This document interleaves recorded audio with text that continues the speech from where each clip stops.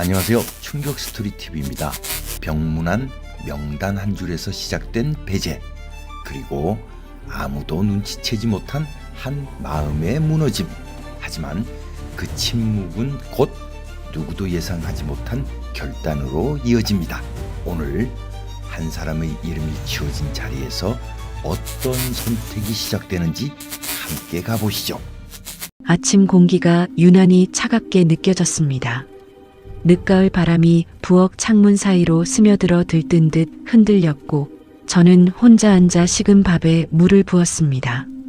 습관처럼 조용히 손을 모아 기도했지만 요즘은 기도문이 길어지기만 했습니다. 어떤 날은 마음속에서 흘러나오는 말조차 떠오르지 않아서 한참을 그저 눈만 감고 있기도 했죠. 전화벨이 울린 건 아침 8시 12분이었습니다. 아들이었습니다. 오랜만에 연락이라 반가운 마음으로 전화를 받았지만 그 목소리는 예상과 달리 황급했습니다.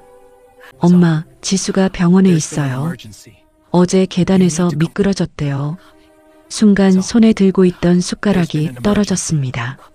며느리 지수, 그 아이를 싫어한 적은 단 한 번도 없었습니다. 서로 많이 다투거나 얼굴 붉힌 적도 없었고 서먹서먹한 사이는 아니었지만 그렇다고 마음을 내어준 관계도 아니었죠. 그 아이는 시어머니인 저에게 정중하지만 일정한 거리를 두는 사람이었습니다. 저도 그 거리를 억지로 좁히려 하지 않았고요. 그게 서로에게 편했습니다. 하지만 병원에 있다는 소리는 달랐습니다. 아픈 사람 앞에서 관계 따위는 중요하지 않았습니다. 무엇보다도 아들 곁에 있고 싶었습니다. 병원 어디야? 엄마 지금 바로 갈게. 제가 떨리는 목소리로 묻자 아들의 말투가 묘하게 망설이는 기운을 띠었습니다. 아, 엄마. 오늘은 안 오셔도. 잠시 정적이 흘렀습니다. 그게 지금 사람이 많아서 정신도 없고 엄마 오시면 더 힘드실까봐. 저는 한참 동안 대답하지 못했습니다. 미세한 바람도 없는 부엌에서 커튼이 부드럽게 흔들렸습니다. 온 세상이 멈춘 것 같았죠. 그래, 그럼 그래라. 저는 담담히 대답했습니다. 하지만 마음속에서는 아들이 나를 멀리하는구나. 이 생각이 지울 수 없이 번져갔습니다. 전화를 끊고 한참 동안 멍하니 앉아 있었어요. 그러다 습관처럼 휴대폰을 들여다봤습니다. 가족 단톡방에는 아들, 며느리 지연, 손주 2명, 그리고 며느리 친정 식구들까지 여러 명이 있었지요. 그러나 저는 최근부터 그 방에서 점점 존재감이 사라지고 있었습니다. 답이 오지 않는 인사, 표시만 남긴 채 사라지는 대화들, 그런 분위기를 잘 느끼고 있었지만 설마 오늘 같은 날에도 저를 제외한 채 대화가 이어질 줄은 몰랐습니다. 손가락으로 채팅창을 내렸습니다. 그곳엔 이미 아들의 사진 한 장이 올라와 있었습니다. 입원실 도착, 지수 CT 찍음, 며느리가 누워있는 모습, 병실 앞에서 손주들이 걱정스럽게 서 있는 모습, 그리고 그들을 둘러싸고 며느리 친정 식구들이 서 있는 사진이 여러 장 연달아 올라왔습니다. 오직 저만 그 장면에 없었습니다. 저는 천천히 화면을 내려보았습니다.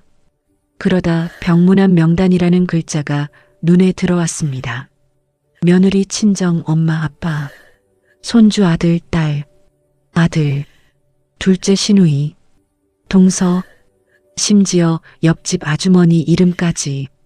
하지만 그 명단 어디에도 제 이름은 없었습니다. 마치 제가 이 가족의 한 사람이 아닌 듯 담담하게 제외되어 있었습니다. 그 순간 묘한 감정이 밀려왔습니다. 억울함? 슬픔? 아니면 내가 스스로 느끼지 못했던 오래된 외로움? 마음이 서늘해졌습니다. 저는 거기에 있는 사람들 모두가 제가 없는 병실 풍경에 아무런 의문도 갖지 않는다는 사실이 더 이상하게 느껴졌습니다. 아들도 며느리도 손주들도 모두 자연스럽게 시어머니는 안 오신다는 전제를 이미 갖고 있는 듯 했죠. 저는 스스로에게 조용히 물었습니다. 나는 이 가족에게 도대체 어떤 존재인가?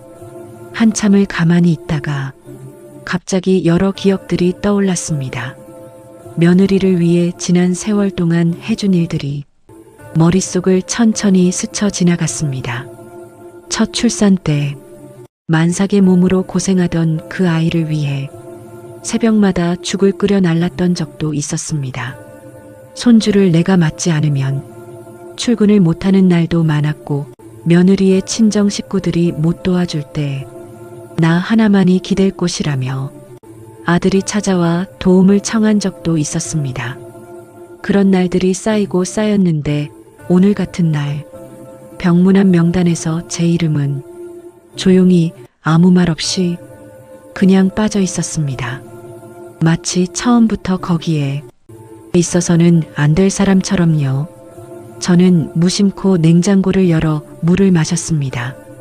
찬물이 목을 타고 넘어가는데도 속이 뜨거워지는 느낌이 들었습니다. 그때 또 한 장의 사진이 단톡방에 올라왔습니다.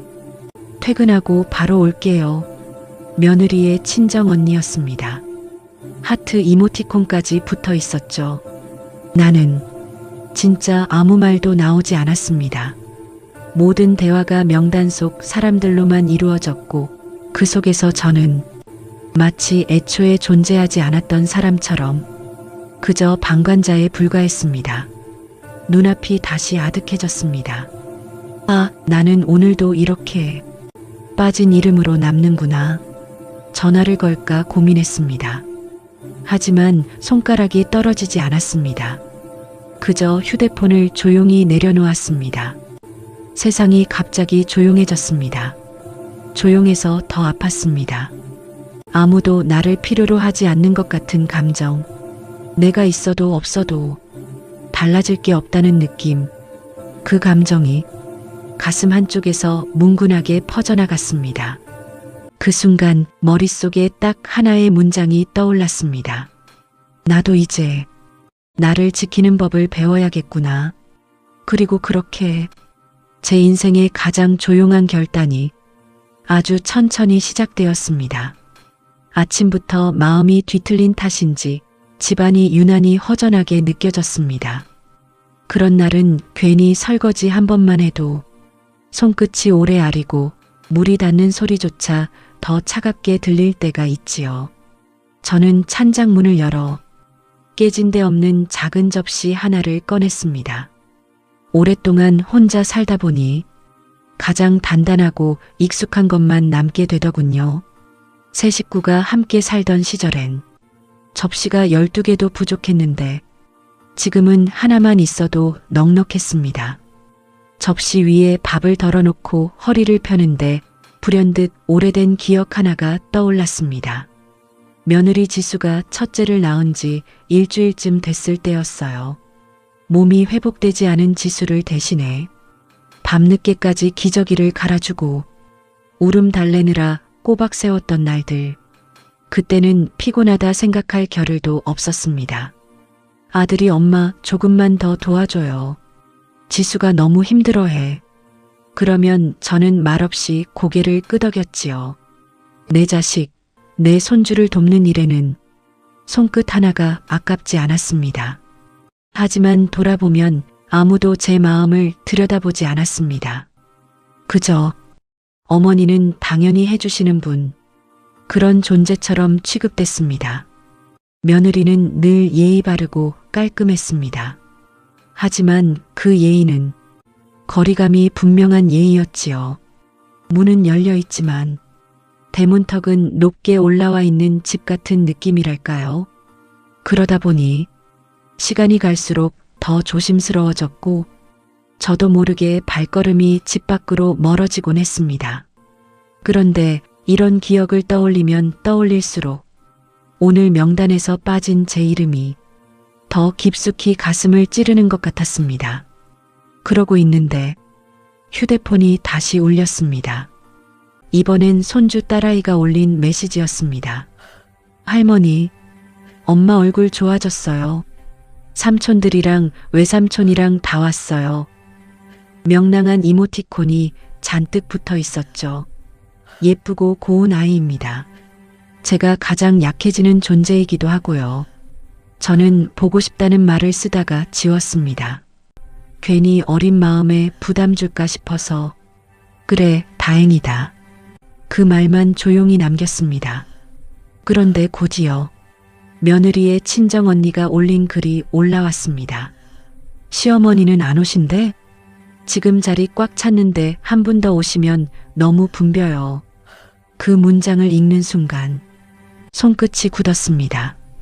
따로 말하지 않아도 이미 저를 제외하고 움직이고 있다는 사실이 또렷하게 보였습니다. 아들은 곧바로 이렇게 답을 달았습니다. 오늘은 그냥 엄마 안 오게 해도 돼요. 지금 정신도 없고 애들도 산만해서. 저는 조용히 숨을 들이쉬었습니다. 말이 나오지 않았습니다. 정신이 없다는 말, 산만해진다는 말. 그 속엔 어머니는 오면 불편하다. 이런 마음이 숨어 있다는 걸 저도 압니다. 나이 들어가면서 가장 두려운 건 몸이 아픈 것도 아니고 돈이 부족한 것도 아닙니다. 관계에서 지워지는 것. 그게 가장 무서운 일입니다. 가족이라는 울타리에서 조용히 빠져나가듯 밀려나는 감각. 그건 아무리 강한 사람이라도 견디기 쉽지 않습니다. 저는 눈을 감았습니다. 눈꺼풀에 힘이 들어갔습니다. 마치 세월이 그리고 그동안의 희생들이 한순간에 모래로 변해 바람에 쓸려나가는 듯 했습니다. 문득 몇 달 전 일이 떠올랐습니다. 그해 여름이었지요. 제가 몸살로 사흘을 앓았을 때 며느리는 한 번도 오지 않았습니다. 대신 어머니, 몸살은 뭐 다들 걸리는 거죠 뭐. 따뜻한 물 자주 드세요. 그 말 한마디를 보낸 게 전부였습니다. 아들은 바쁘다 했고 손주들은 학원과 숙제가 있다 했습니다. 결국 저는 혼자 끙끙대며 약을 챙겨 먹었고 열이 빠질 때까지 그 누구한테도 기대지 않았습니다. 그때도 느꼈습니다. 아, 이 집에서 나는 이미 한 발짝 뒤로 물러나 있는 존재구나. 그 감정이 오늘 명단에서 빠진 이름과 겹쳐지면서 점점 더 선명하게 다가왔습니다. 제가 외면받았던 기억들이 조용히 그리고 집요하게 하나씩 고개를 내밀었습니다. 그 기억들은 절대 소리를 지르지 않습니다. 대신 서랍처럼 조용히 열리고 내 마음의 가장 깊은 곳에 쌓여있던 먼지를 툭툭 털어내며 말을 겁니다. 보이지 않았잖아. 그 전부터도 넌 늘 혼자였잖아. 저는 그 말에 피식 웃음이 나올 뻔했습니다. 그래요. 그럴지도 모릅니다. 하지만 웃음 대신 마음 한복판에 서늘한 결심이 하나 싹트고 있었습니다. 그리고 그 결심이 오늘 이후 제 인생을 완전히 다른 길로 이끌게 되리란 것도 희미하게 예감할 수 있었습니다. 저는 창밖을 바라봤습니다. 살짝 해가 기울며 노란빛이 집 안으로 길게 스며들었습니다. 마치 오래된 기억들이 그 빛 속에서 늘어지는 그림자처럼 길게 드리워졌습니다. 그리고 그 그림자를 보며 저는 마음속으로 이렇게 말했습니다. 이제는 내 마음도 지켜야겠다.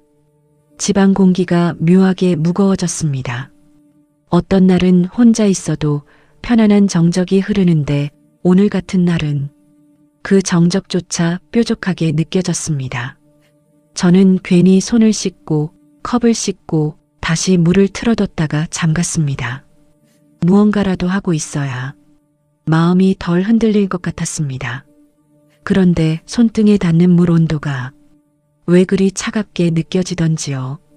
마치 오래전부터 내게 닿아있던 가족들의 온도가 서서히 빠져나간 것처럼. 싱크대에 기대어 서 있는데 휴대폰이 다시 울렸습니다. 이번엔 손주에게서 영상통화 요청이 왔습니다. 잠시 고민하다가 받아들자 손주 둘이 병실에서 카메라를 흔들고 있었습니다. 할머니, 할머니 보고 싶어? 울컥하는 마음을 억누르며 저는 웃어 보였습니다. 그래, 우리 애기들. 엄마는 많이 괜찮아졌니? 그때 화면 옆에서 며느리의 친정언니가 불쑥 끼어들었습니다. 아, 어머니. 지금은 좀 복잡해서요. 다음에 상황 안정되면 오셔도 돼요. 말투가 한껏 부드럽지만 그 속뜻은 분명했습니다. 지금은 오지 마세요. 손주들의 얼굴이 작게 일그러졌습니다. 하지만 통화는 급히 종료되었고 화면이 꺼지자 조용한 집안이 더 텅 빈 느낌이 들었습니다. 저는 천천히 의자에 앉았습니다. 손주들 얼굴을 본 건 좋았지만 그 뒤에 따라붙은 말이 마음을 또 핥히었습니다. 그런데 그 순간 다시 메시지가 도착했습니다. 아들이 단톡방에 올린 글이었습니다. 오늘은 자리 좁고 정신없으니까 어머니는 편하게 계셔요. 내일 상황 봐서 다시 말씀드릴게요. 편하게 계세요. 그 말이 참 묘했습니다.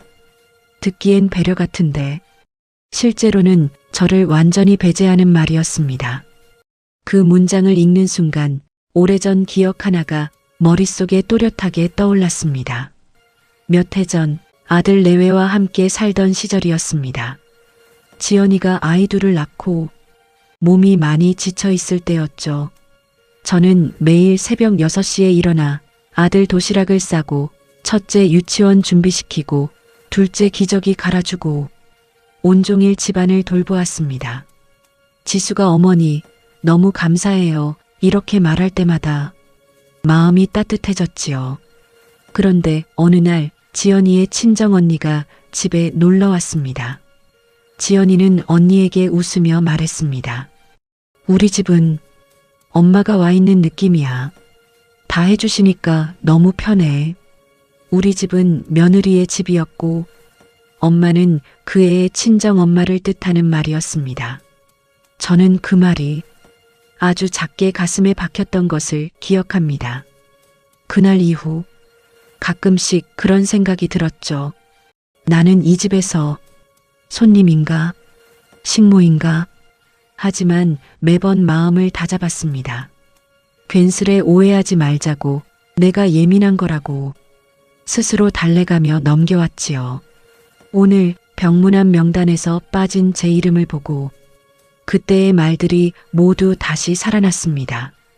그때도, 지금도 저는 늘 뒷자리에 앉아있던 사람. 가족들이 필요할 땐 순식간에 불러내고 불편할 땐 조용히 문 밖에 두는 사람. 의자에 앉아있는데 문득 손등에서 떨림이 느껴졌습니다. 이 떨림은 서러움 때문만은 아니었습니다. 오래 참아온 사람만이 느끼는 묘한 결심의 떨림이었죠. 그때였습니다. 톡톡. 복도에서 들리는 인기척. 저는 깜짝 놀라 문을 열었습니다. 아들이 서 있었습니다. 엄마 여기 있었네. 그 말투가 오랜만에 들은 것처럼 느껴졌습니다. 아들은 들어오지도 않고 문 앞에서 가볍게 서 있었습니다. 엄마, 오늘은 그냥 계세요. 지수 상태는 많이 괜찮아졌어요. 저는 조용히 고개를 끄덕였습니다. 그래. 그럼 그래라. 아들은 한숨을 내쉬며 말을 이었습니다. 사실 지수가 좀 예민해져서 그래요. 병원에 엄마까지 오시면 혹시 더 신경 쓸까봐. 그 말은 도리어 제 마음을 더 깊게 찔렀습니다. 내가 신경 쓰이는 존재구나. 저는 아들을 멀리서 바라보며 말했습니다. 그래. 니들 편한 대로 해라. 나는 괜찮으니까. 아들은 한 번 더 고개를 끄덕이고 복도로 사라졌습니다. 문이 닫히는 소리가 이상하게 크게 들렸습니다. 그리고 그 소리가 제 마음 어딘가에서 철컥 하고 작은 문 하나를 닫아버렸습니다. 아, 정말 나는 이 집에서 불편한 사람이구나. 심호흡을 한 번 하고 거실로 돌아왔습니다. 한참을 멍하니 있다가 책상이 눈에 들어왔습니다. 그 위에 놓여 있는 작은 서류함. 저는 천천히 그 서류함을 열었습니다. 평소엔 거의 손대지 않던 곳이었죠. 안에는 오래된 통장, 보험증서, 몇 년 전 작성했다가 쓰지 않았던 메모지들, 그리고 유언장 초안이라 적힌 접힌 종이 한 장이 있었습니다. 손이 멈칫했습니다. 저는 그 종이를 조심스럽게 꺼내 탁자 위에 올려두었습니다. 생각보다 많이 발해 있었고 접힌 자국도 선명했습니다. 그 순간 가슴에서 어떤 문장이 또렷하게 떠올랐습니다. 그리고 이제 이것을 다시 써야 할 때가 왔다. 창밖에서는 어둑한 저녁이 서서히 내려왔습니다. 멀리서 들리는 차 소리, 사람들 이야기, 그리고 부엌의 아지랑이 같은 정적만이 귓가에 어렴풋이 스쳤습니다. 오늘 하루 동안 제가 느꼈던 외면과 마음 깊이 스며든 서러움이 마침내 한 곳으로 모였습니다. 그리고 그 자리에서 조용히 자리를 잡았습니다. 그 이름은 결단이었습니다. 서류함에서 꺼낸 오래된 유언장 초안을 가만히 바라보고 있자니 이 문서를 작성했던 당시의 제 마음이 어렴풋하게 되살아났습니다. 그때도 혼자였고, 그때도 말할 곳이 없었고, 그때도 결국 글을 쓰는 방식으로 제 마음을 정리했던 거였죠. 하지만 오늘의 결심은 그때와는 전혀 달랐습니다. 그땐 혹시 모르니 남겨두자는 마음이었다면 지금은 이젠 정말 끝을 정해야겠다. 이런 단단한 의지가 있었습니다. 저는 조용히 의자를 끌어 책상 앞에 앉았습니다. 낮 동안 겪었던 일들이 자막처럼 떠올랐습니다. 병문안 명단, 밝게 웃는 며느리 친정 식구들, 자리 좁으니 오지 말라던 메시지, 아들의 망설임, 그리고 마지막으로 그 문이 닫히던 순간의 차가운 공기. 그 모든 것들이 제게 아주 선명한 방향을 알려줬습니다. 나도 이제 나를 위한 선택을 해야 한다. 볼펜을 잡았을 때 손끝이 약간 떨렸습니다. 하지만 그 떨림은 슬픔 때문이 아니라 마침내 결정을 내리는 사람의 떨림이었습니다. 그때였습니다. 톡톡톡 가볍게 문 두드리는 소리가 들렸습니다. 저는 깜짝 놀라 서류를 급히 덮고 문을 향해 천천히 다가갔습니다. 문을 열자 생각지도 못한 사람이 서 있었습니다. 둘째 손주였습니다. 초등학생인 아이가 등에 가방을 맨 채 작은 과자를 손에 들고 있었습니다. 할머니 나왔어. 저는 얼떨결에 아이를 집 안으로 들였습니다. 아니, 이 늦은 시간에 어떻게 왔어? 병원 아니었니? 아이 표정이 미묘하게 일그러졌습니다. 그게 엄마가 할머니 오지 말래. 근데 나는 할머니 생각나서 그 말이 가슴을 찔렀습니다. 아이의 솔직한 말은 어른들이 감추려 했던 진심을 아무렇지도 않게 드러내버렸습니다. 저는 아이를 안아주었습니다. 작은 어깨가 미세하게 떨리고 있었습니다. 그래, 우리 아가 왔구나. 괜찮아. 할머니는 괜찮아. 아이를 달래고 따뜻한 물을 컵에 따라주려는데 손주가 갑자기 책상 위를 가리켰습니다. 할머니, 이거 뭐야? 저는 순간 심장이 쿵 내려앉는 기분을 느꼈습니다. 책상으로 고개를 돌리니 덮어놓은 서류가 아주 살짝 벌어진 상태였습니다. 그 안에서 굵은 글씨로 쓰인 제목이 보였죠. 유언장계 인용. 손주는 호기심이 많은 나이입니다. 등에 맨 가방을 내려놓자마자 책상 위의 물건들을 눈에 담았던 것 같았습니다. 저는 황급히 다가가 서류를 덮었습니다. 아, 그건 아무것도 아니야. 할머니가 그냥 정리하는 거야. 하지만 아이는 이미 충분히 봤습니다. 할머니, 이거 엄마 아빠가 보면 안 되는 거 아니야? 아이가 이렇게 말한 순간 저는 확신했습니다. 이 아이는 이미 유언장의 존재를 기억할 것이다. 그리고 아이가 돌아가면 그 이야기는 어른들의 귀로 흘러들어갈 가능성이 높았습니다. 저는 그 사실이 두렵지 않았습니다. 오히려 조용한 아이러니 같은 기분이 들었습니다. 그래, 이렇게 되는 거구나. 아이를 돌려보내기 전 저는 조용히 과자를 손에 쥐어주었습니다. 조심히 가고 너무 늦어서 혼나지 않게 가렴. 응, 근데 할머니. 아이의 눈이 달빛처럼 흔들렸습니다. 할머니, 왜 올 것 같아? 저는 조금 당황했지만 부드럽게 웃어 보였습니다. 아니야. 할머니는 안 울어. 괜찮아. 아이는 계속 저를 바라보다가 가방을 메고 조심스레 돌아갔습니다. 문을 닫고 난 뒤 집안은 다시 고요해졌습니다. 그런데 이번의 정적은 아까와는 달랐습니다. 어떤 예감을 품은 정적? 저는 다시 책상에 앉았습니다. 이번엔 서류를 더 단단히 펼쳐 조용히 펜을 들었습니다. 바로 그때 휴대폰이 울렸습니다. 아들이었습니다. 엄마, 혹시 방에 유언장 같은 게 있어? 목소리가 분명 달라져 있었습니다.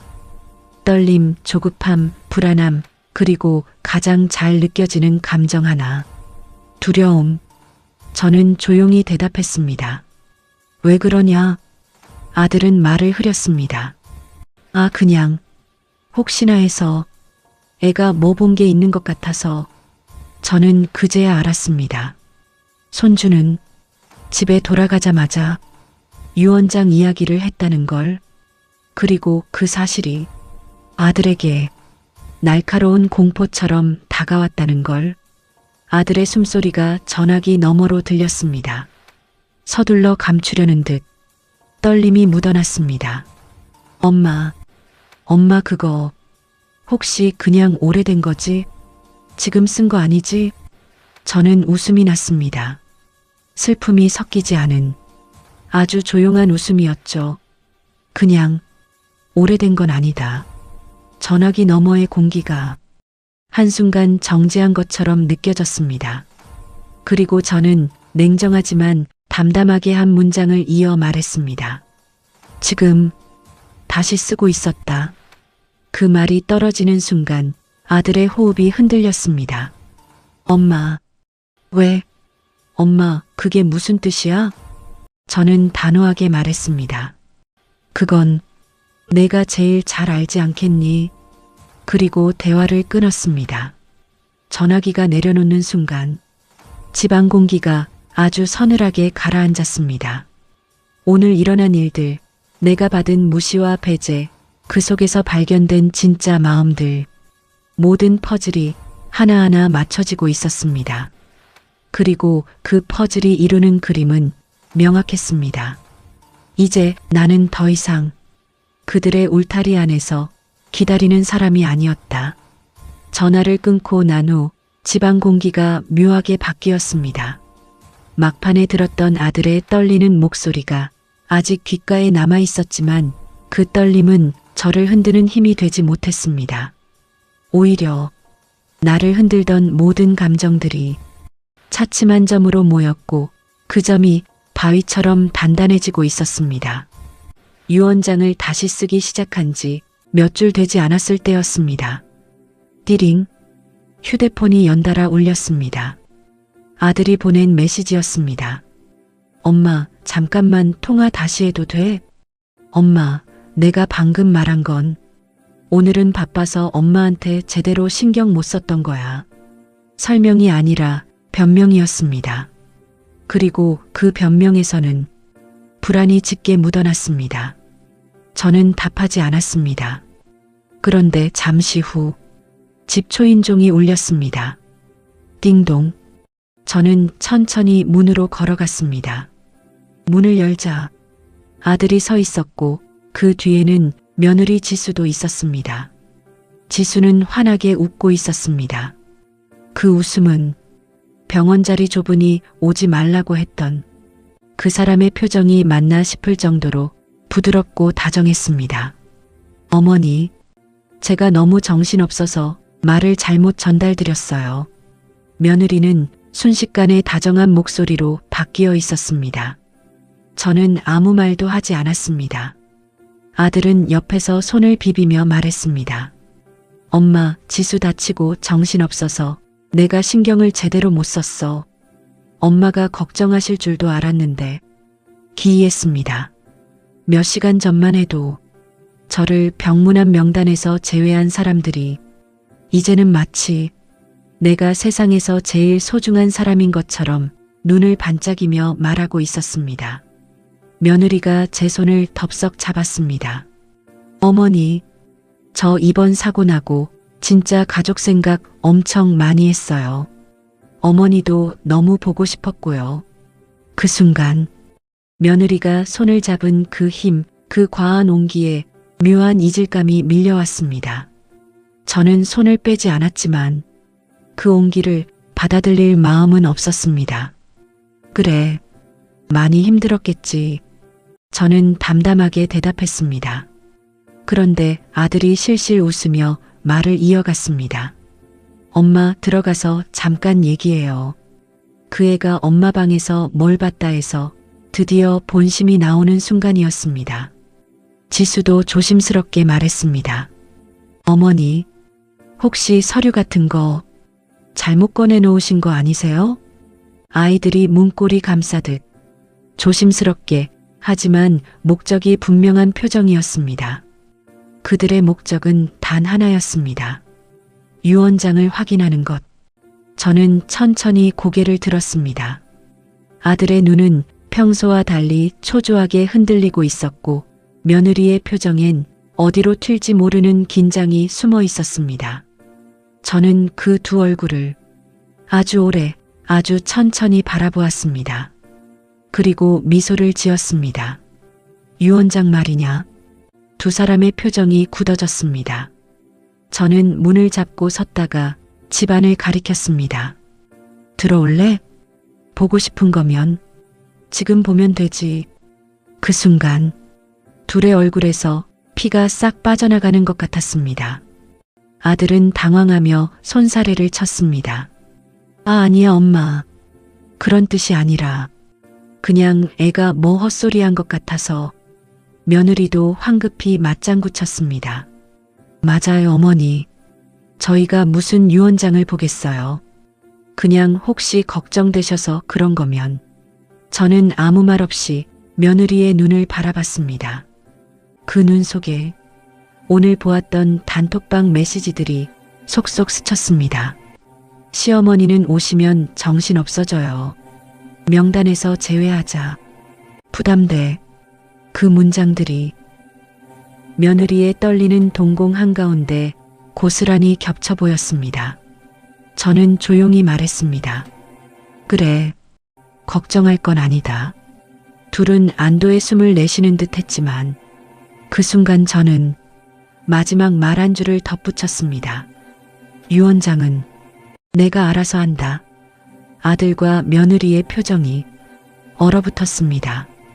저는 그 얼굴을 한 번도 피하지 않고 담담하게 바라봤습니다. 그리고 천천히 말을 이어갔습니다. 오랜 세월 동안 내가 너희한테 얼마나 자리를 비켜줬는지 너희는 잘 모르지. 아들이 눈을 크게 떴습니다. 지수도 입술을 깨물었습니다. 내가 빠져줘야 편하다고 느꼈던 것도 다 안다. 오늘도 그랬지. 그 말에 아들의 입술이 떨렸습니다. 엄마, 그런 뜻이 아니야. 엄마, 우리가 잘못 생각했어. 저는 고개를 저었습니다. 아니다. 그동안 말 안 하고 넘어간 게 많아서 그렇지. 오늘은 그냥 다 보였다. 며느리는 갑자기 제 손을 잡아 끌며 말했습니다. 어머니, 저희 진짜 그런 마음 아니었어요. 지금 생각해보면 어머니가 제일 먼저 오셨어야 했는데 저는 그 손을 슬며시 떼냈습니다. 그리고 아주 조용하게 말했습니다. 늦었다. 아들과 며느리의 표정이 그 말 한마디에 완전히 무너졌습니다. 저는 천천히 문을 닫았습니다. 그들이 뭐라 말하는 소리는 들렸지만 문틈 사이로 흘러들던 그 울림이 더 이상 제 마음에 닿지 않았습니다. 문이 닫히는 순간 나는 확실히 알았습니다. 이 사람들은 내 유산을 걱정하는 것이지 내 마음을 걱정하는 것이 아니다. 그 사실이 도리어 마음을 차분하게 만들었습니다. 문 밖에서 아들이 마지막으로 말했습니다. 엄마, 내일 다시 올게. 저는 답하지 않았습니다. 그저 닫힌 문 안에서 조용히 생각했습니다. 그래, 내일 와도 된다. 하지만 내 마음은 이미 정해졌다. 그리고 책상으로 돌아가 유언장을 다시 펼쳤습니다. 창밖 바람이 살짝 흔들리며 커튼이 넘실거렸습니다. 그 모든 소리가 제 결심을 더 또렷하게 해주는 것 같았습니다. 밤은 길어 보였지만 내 마음은 더 이상 흔들리지 않았습니다. 문 밖에서 들리던 아들과 며느리의 웅얼거림도 시간이 지나자 조용히 사라졌습니다. 저는 다시 책상 앞에 앉았습니다. 그리고 유언장을 펼쳐 또박또박 글을 적어 내려갔습니다. 손끝이 놀랍도록 안정적이었습니다. 이런 날이 올 줄 몰랐습니다. 누군가를 벌주기 위해서가 아니라 정말 나 자신을 지키기 위해서 마지막 선택을 하는 날. 창밖에는 가로등 하나가 홀로 켜져 있었고 그 불빛이 커튼 사이로 스며들었습니다. 저는 오래된 통장을 꺼내 하나하나 확인했습니다. 그동안 아껴둔 적금, 남편이 남기고 간 보험금 일부, 노년에 쓰려고 모아둔 생활 자금들. 이 모든 것의 용처가 오늘 확실해졌습니다. 유산 배분은 생각보다 오래 걸리지 않았습니다. 첫 번째는 내 유일한 친구, 아무도 모르게 가끔씩 내 안부를 물어주던 사람에게. 두 번째는 오랜 시간 봉사해왔던 동네 복지관과 어려운 사정의 노인들을 위해. 그리고 마지막, 저는 천천히 펜을 들어 하얀 종이에 글자를 적었습니다. 아들과 며느리에게는 재산의 어떠한 부분도 남기지 않는다. 그리고 그 아래에 오늘의 날짜를 적었습니다. 날짜를 적는 순간 심장이 아주 작게 떨렸습니다. 하지만 그 떨림은 두려움이 아니라 자유였습니다. 이제야 내 삶을 내가 쥐고 있다는 감각. 그동안 내 이름을 지워버린 사람들에게 마지막으로 내가 이름을 지우는 시간이었습니다. 유언장을 접으려는데 문득 한 문장이 마음속에서 떠올랐습니다. 오늘 나를 명단에서 지운 사람들에게 나는 내 마지막 선택에서도 그들의 이름을 지우기로 한다. 저는 그 문장을 유언장 마지막 줄 아래 작게 적어 넣었습니다. 고르고 단단한 글씨였습니다. 남들이 보면 차갑다고 느낄지 몰라도 내게는 살면서 처음으로 쓴 내 마음의 온전한 문장이었습니다. 유언장을 서류 봉투에 넣고 서랍 깊숙이 밀어 넣었습니다. 그 순간 휴대폰이 또 울렸습니다. 아들이었습니다. 엄마, 내일 아침에 다시 찾아뵐게요. 엄마, 우리 얘기 좀 더 하면 안 돼? 평소보다 부드럽고 어디선지 필사적인 목소리였지만 그 말 속에 담긴 진심은 이미 들여다 보였습니다. 내 건강보다, 내 마음보다, 내 삶보다도 더 중요한 그들의 관심은 오직 하나, 내 재산. 저는 깊게 숨을 들이쉬었습니다. 그리고 아주 담담하게 대답했습니다. 내일 오면 밥은 해줄게. 내 말에 아들이 잠시 멈칫했습니다. 엄마, 그럼 유언장 같은 건? 저는 그 말을 끊었습니다. 그 얘기는 다시는 하지 말아라. 아들은 더 이상 아무 말도 하지 못했습니다. 전화를 끊고 나니 집안의 정적이 오늘따라 유난히 편안하게 느껴졌습니다. 창밖 가로등 불빛이 따뜻하게 흔들리고 있었습니다. 나는 문득 떠올렸습니다. 병문안 명단에서 내 이름이 빠졌던 오늘, 나는 가족이라는 울타리 밖으로 완전히 걸어 나왔다. 이제야 내가 누구인지, 어떤 사람으로 살아가고 싶은지 조금은 선명해진 듯 했습니다.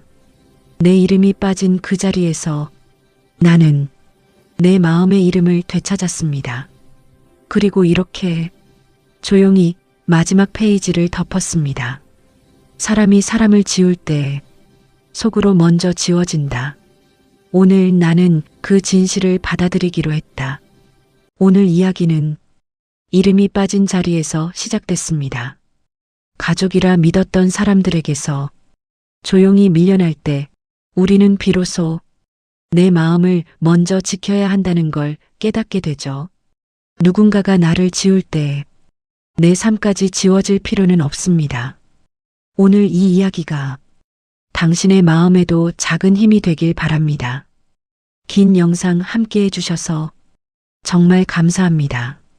늘 건강하시고 행복하세요.